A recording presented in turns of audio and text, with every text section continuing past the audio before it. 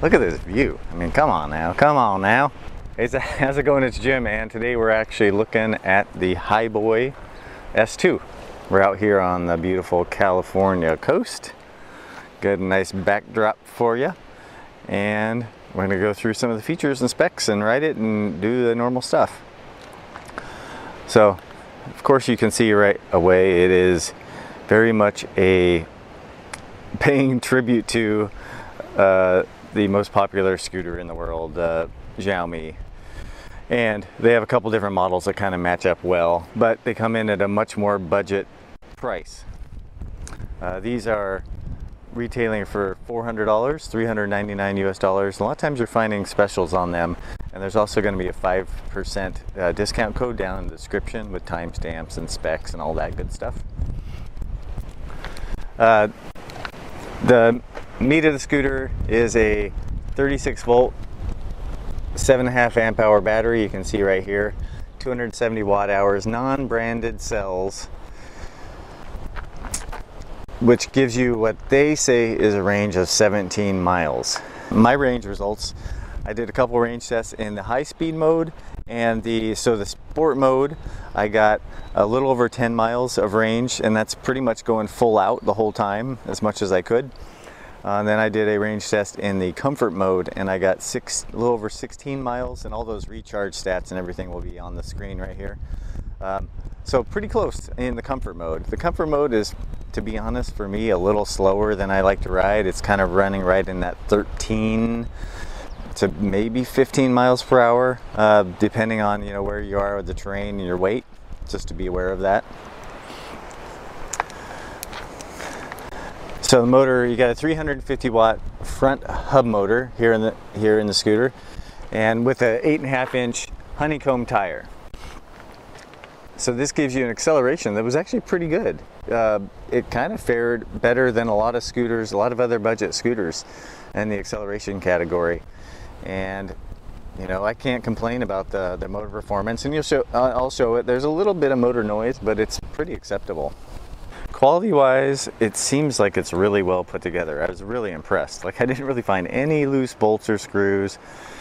You got the seat post mount down here, which is an interesting style where it's actually bolting through the deck, which I like that.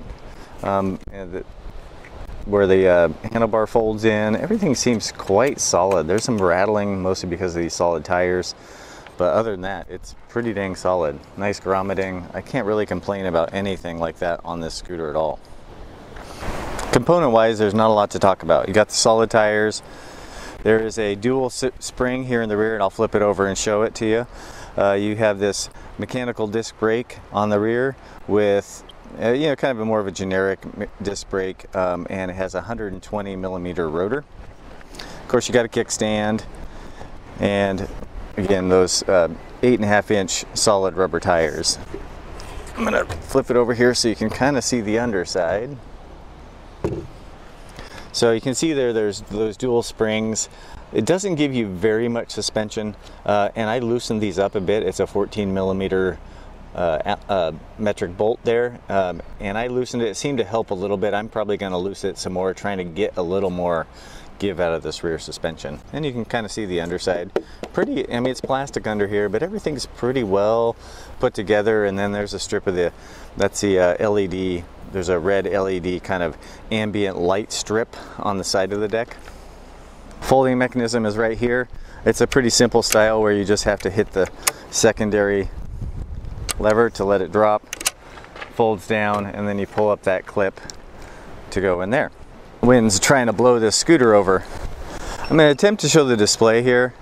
This can be a little tough to do because a lot of times this style of LCD display will flash on the camera. Know that it's not flashing in reality. You basically have 5 bars of battery indication. You have 2 modes. That's the sport mode with the red circle, and double pressing it, it's really hard to see. There's actually a green circle. And one of the things that I can't really just show right now that's really nice on it, well, the app is really handy. The app works well, and I'll show that a little bit in a minute. but there's a kind of an instantaneous energy use bar that kind of really help you gauge kind of what you're using and try to get, if you're really needing to get the most range out of it, it kind of allow you to do that. The kickstand does, as you can see there, the scooter sits quite upright on the kickstand. It has a tendency, I've had it fall over a few times in the wind, and the handlebars are quite, they kind of tilt back a little bit, which pushes you back on the scooter a little bit, so it kind of negates a little bit of the foot room on the deck. All right, we're going to start out in sport mode so you can kind of hear the motor groan as much as it can. A little motor noise.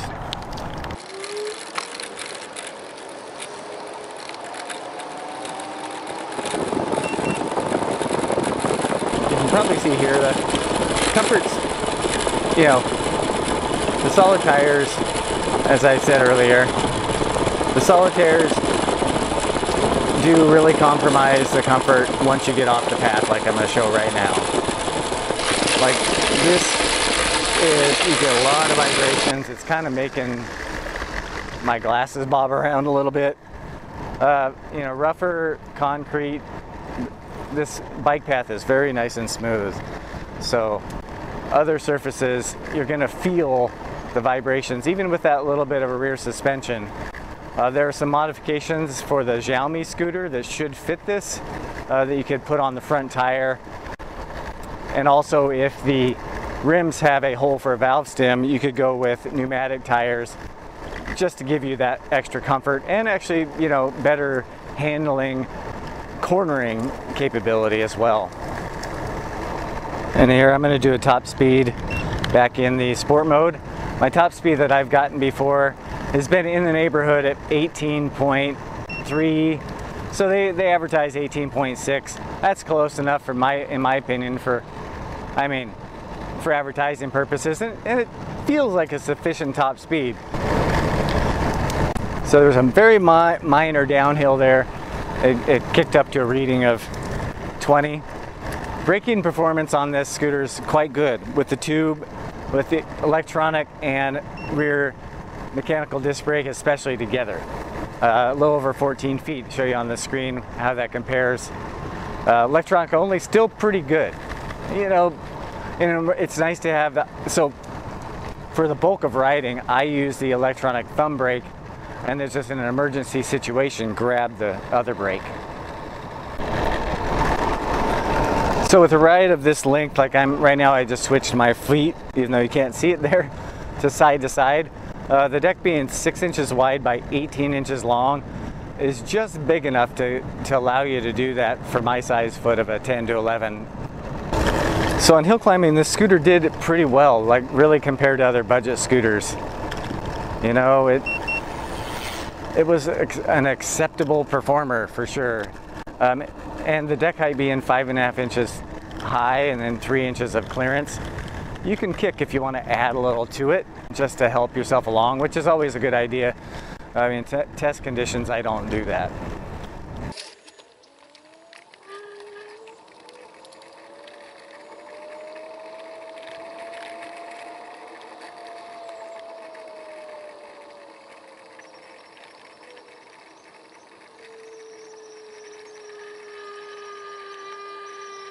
So what it's going to do, it's going to complain a little bit.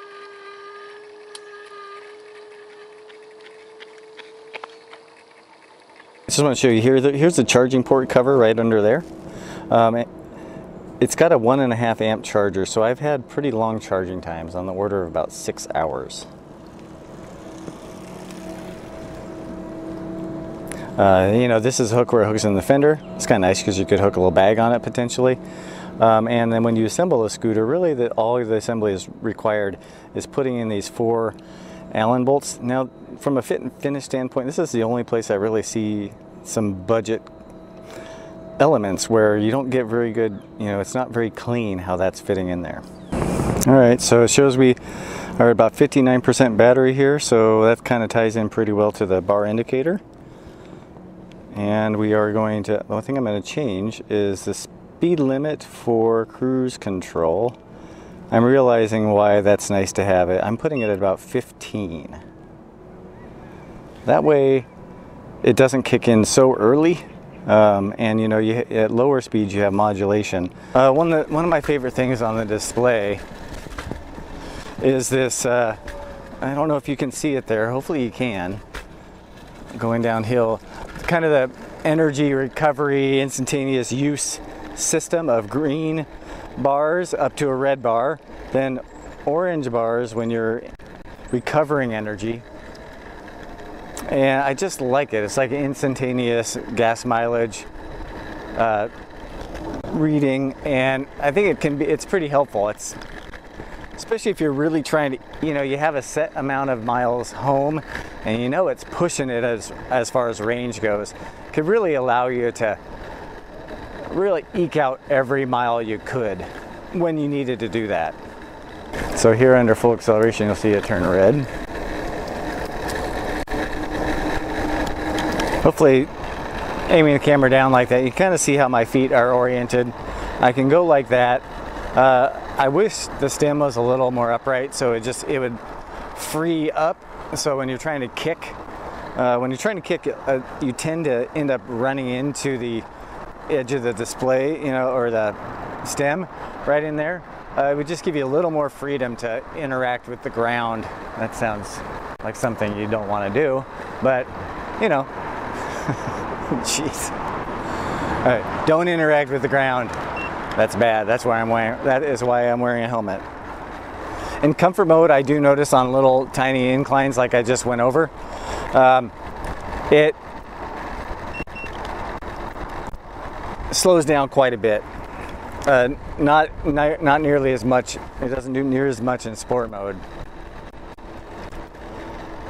Now, for my own use, I would ride this pretty much exclusively in sport mode.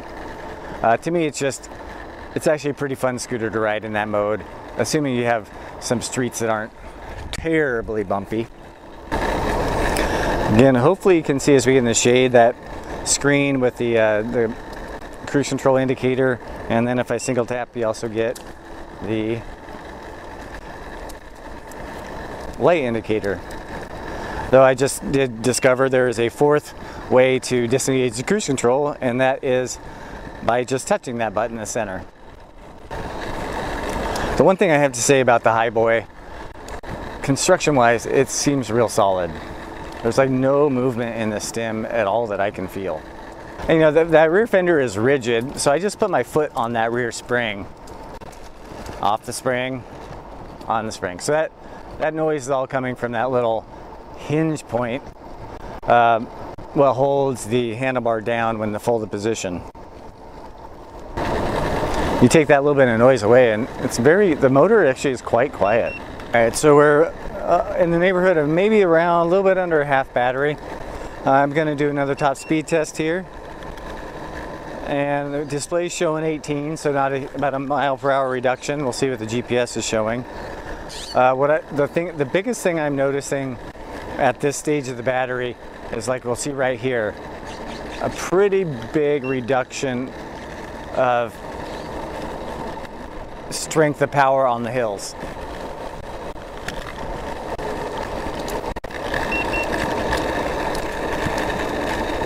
And if you're riding and you want to disable cruise control, and I'm going to do that right now, you do 3 taps on this button. That did work. I got the 3 taps on there, and then just so now I don't have cruise control. Riding long distance like this, the throttle's got a fairly strong spring in it, so like holding it down sounds like a really lame thing to even discuss, but you would feel it after some time. So this point of a ride where I'm almost 10 miles in, there's starting to be some fatigue in my feet. The suspension, I think it helps. I can't tell you that it helps really.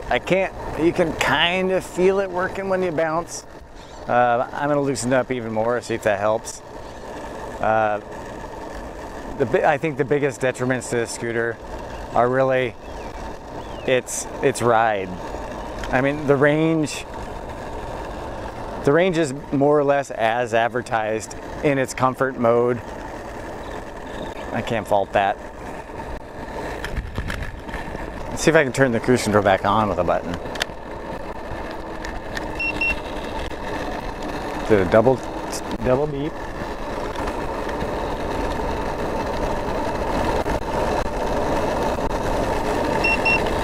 There we go.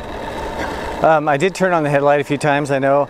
I'll try to put in a little. I'll put in a little bit of footage right now of the scooter at night. It was a little hard to pick up, but it gives you a little bit of an idea.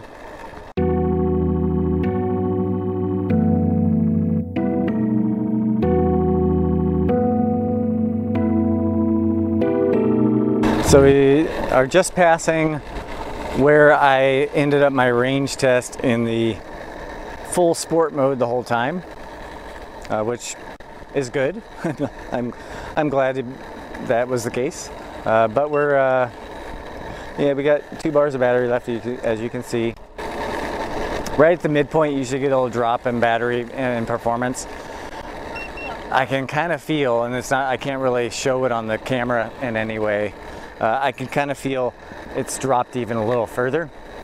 And it's more in like an acceleration and a little bit of hills capacity.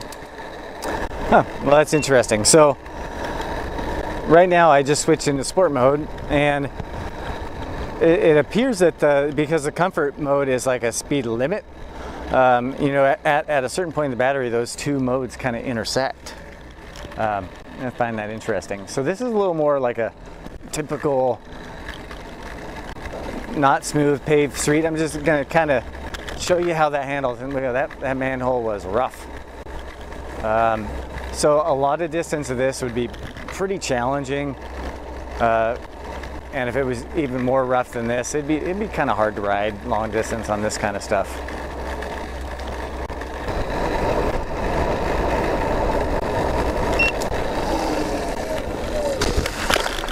All right, so this is what I was saying. These scooters really aren't that great at this kind of stuff.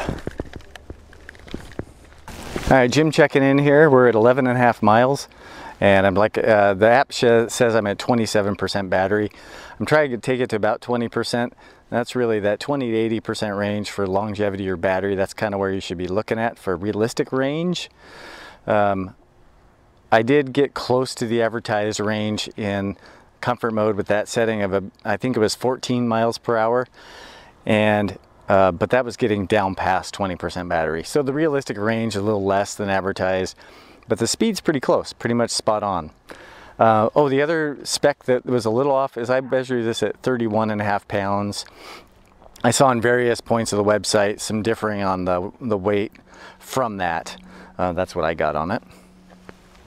Generally, I'm quite impressed with this scooter, especially for being $400 and often on sale for well under $400.